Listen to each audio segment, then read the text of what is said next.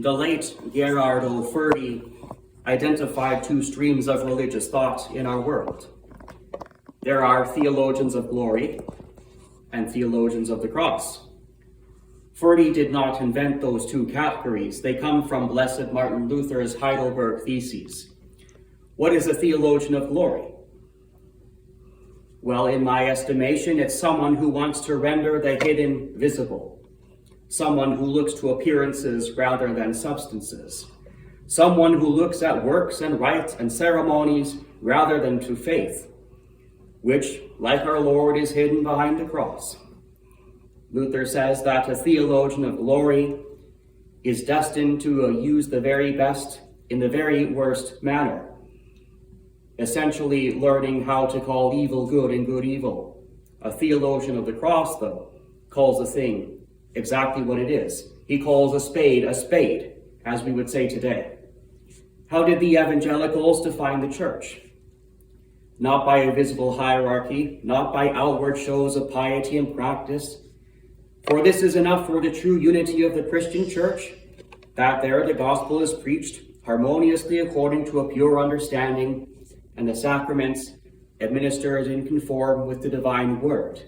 It is not necessary for the true unity of the Christian church that uniform ceremonies instituted by human beings be observed everywhere.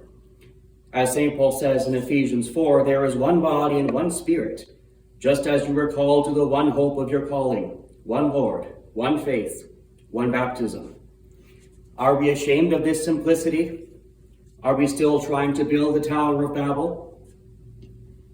I gravitate toward this passage from the novel Faith Alone, the heart of everything.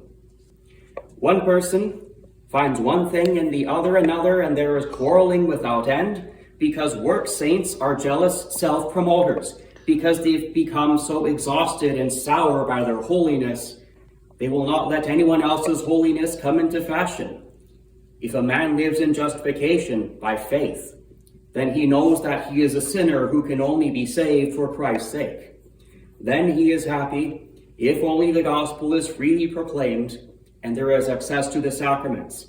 Then he can leave all ceremonies and leave off judging the lives of others. How lovely is your dwelling place, O Lord of hosts. My soul longs, yes, faints for the courts of the Lord. My heart and flesh sing for joy to the living God. Blessed are those whose strength is in you, in whose heart are the highways to Zion.